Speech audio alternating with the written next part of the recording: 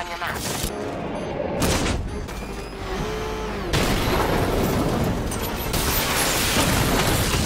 Come up here. I'm not scared.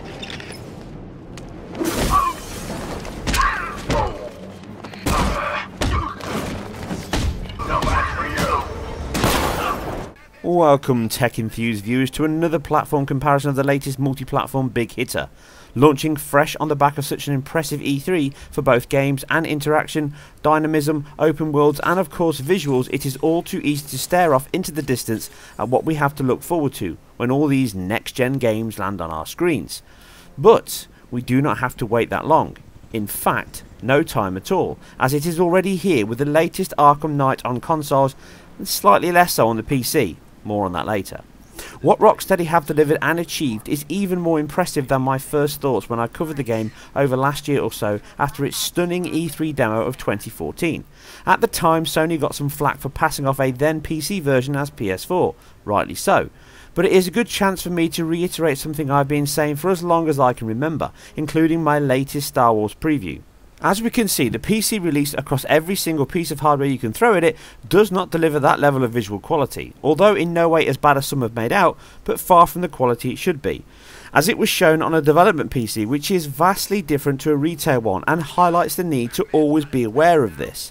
But both Sony and more so Rocksteady have been vindicated in that approach as a target for the final release, as on PS4 it is pretty much identical, with the as expected drop in resolution on Xbox One down to 900 to keep the huge quantity of GPU budget equal on pixel quality. I.e. aside that, they're the same. As you can see here in my E3 to retail comparison, both consoles deliver a flawless version of that display at a solid 30 FPS, with the only performance issues coming from the engine streaming that has affected pretty much all games on the Unreal 3 engine. As this is not only the end of the franchise for Rocksteady, but also the game engine, as we usher into the now gen with the latest version 4 of Epic's Epic engine. But from such masters of the tech and effort, they have given it a swan song that defies what has been achieved on it previously. With all the talk of next-gen graphics and the often alluded but never confirmed next-gen gameplay being so requested also. But here, like another game that has also been started with just these machines as a base, we can see that much requested feature that I talked about last year: seamless and loadless worlds. As I harped on about last year with this and other games, it is my biggest win with the fixed combination of large memory allocation, hard drive and installed games now brings. Just going through a game with no loading screens or hidden ones behind long animations or videos makes such a huge difference to how immersed and involved you become in the game's world. It's also a clever touch in the game where they use a mixture of real-time cutscenes and video scenes in-engine, helped immensely by being such a vividly created one, balancing the careful act of feeling alive but keeping it within the realms of the story. And it is this free and open world that really sets the bar for open world games this generation, delivering not only a visual experience but a polished one that many linear games would lust for. Again, adopting its own and admittedly amplified physically based shader art style, it looks glorious. Following its 50s noir style, it always reigns in Gotham, adding to the bleak tone, whilst also showing off the impressive work on the engine as a whole. Batman looks as moody and badass as ever, as drenched in the rain in midnight blue armour, buildings, cars, thugs, and even more so the Batmobile are all rendered in huge polygon models coated in some sumptuous texture work. That adds PBR work for reflectance and diffuse, including albedo or specular textures. It just mixes together from such a strong art style design to convey the best looking Batman game yet, and up with the best looking game yet this generation. It really looks like a first party studio exclusive and borders on quality of offline CGI at times. Impressed is just not enough to do this game justice. It does touch into the Order 1886 levels at points in this game. It is absolutely sumptuous.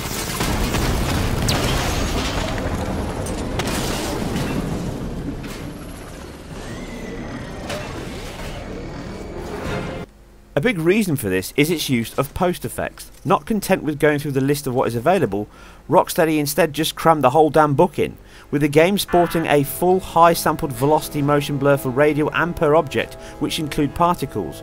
Chromatic aberration is again used but works brilliantly here due to the industrial art style. Doff gets used extensively in cutscenes and in game with a full quality bokeh that again fits brilliantly. Throw in lens flare, light flashes, particles, sun rays, well, moon rays anyway. Analytical ambient captured occlusion reflections are used in conjunction with cube maps to bounce off the neon lights, cars and inhabitants of the city. This is the same method used from the Order 1886 and works from the depth buffer aside any colour info, which works well here again. It is a better option for convincing reflections than current screen space methods, as they no longer fade away, although culling can be aggressive in them at times, causing pop-in, but this is rare and really hard to notice. With some lovely particles that not only fill the screen but have a long life and collide with objects impressively. These are not canned with each explosion, filling the screen and bouncing along before fizzling out. Smoke from tyres fills the screen as it is lit by light sources, including headlights and lightning. It is here the top-end PC offers up the only decent bump from NVIDIA GameWorks extras. The interactive fog or smoke has an even denser particle cloud that is also light reflecting and is a very nice addition, but can only be run on my GTX 970 as the 750 Ti machine suffers far too much from those effects.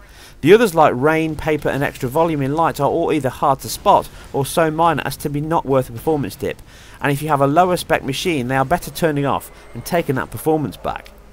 But the PC release at launch at least was a little lacking in some features from the console, mostly texture work, ambient occlusion, but these have since already been patched now and texture work looks identical to the consoles. The only dip here is for 2GB or lower cards. Lower res textures and bitmaps can be left for longer or permanently. Even the 970 3.5GB machine can have this happen but tends to recover faster. It should be noted both consoles also have this happen when loading some scenes with varying levels of delay, but they are much shorter than the PC overall and less often. Draw distance is another high point, with this shot from a flyover and back into real-time scene and then gameplay, just summing it all up.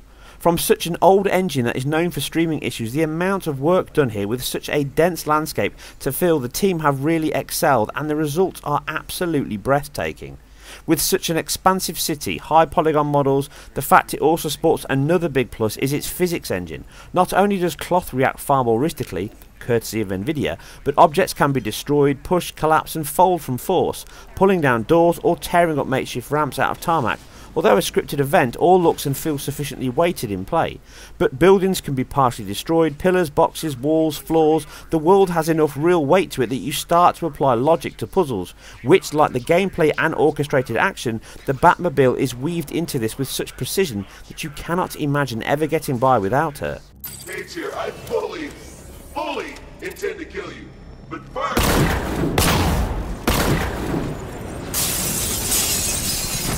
Throw in some beautiful water at the side of the edge when you get bored of the city, it all makes up a sumptuous looking treat from the team at Rocksteady and one of the best looking games this generation, no matter what you play it on. Performance is another highlight in an ever-growing list. Both consoles, as per my first contact, operate in a very close pack, staying north of the 30 cap pretty much all of the time. Of the two, the Xbox One dips ever so slightly more, but these are so minor as to not be of any concern. And these, like all versions, mostly come from streaming as you drive or it loads up another scene. PC is not so constant, and with the 8350-7870 machine we can see that with VSync on it struggles to get the level of the consoles at the same 1080 display as the PS4, with the Xbox One being 900. Both my 750 and A10 APU machine have VSync off the same as the consoles, but the A10 APU has to drop all of its settings down to low or normal and a 1360 by 768 resolution, but as you can see in general play this results in a constant sub 30 game with much bigger dips. But I do expect the PC release to improve over the next few weeks and months. The 750 Ti is the same machine above, but bumped up with all full settings, all except NVIDIA extras, to deliver a native 1080. But it is outgunned in its current form on performance by the Xbox One by a good margin, with a lower resolution mind. But the PS4 has no issue and manages to be ever so slightly better than that even. But I do expect more work to come which will iron out the hard drive and RAM streaming issues, but actual performance like here in Battles is not going to change that much, as the card would most likely need to drop at the same resolution as the Xbox One to keep in line with its performance when things get heavy, and they do that a lot. The PCs have issues in my opinion have been slightly exaggerated, with it being bad, but the level of issues and performance seem to be the reverse of what we saw from The Witcher 3 on consoles, with patches still incoming on that side that I will update shortly.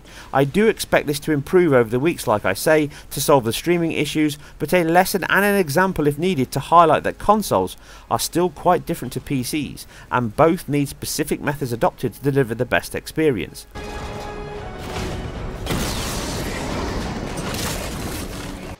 As it stands at the moment, the consoles are the only real choice to make unless you have a high-end PC like my 970.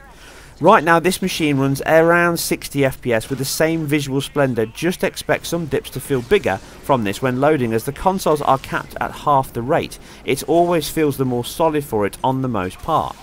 I cannot recommend this game enough. If you love the Batman games and story, it really delivers on that in spades, but also offers up a vast city, side quests, engaging if black and white story that will keep you hooked till the end.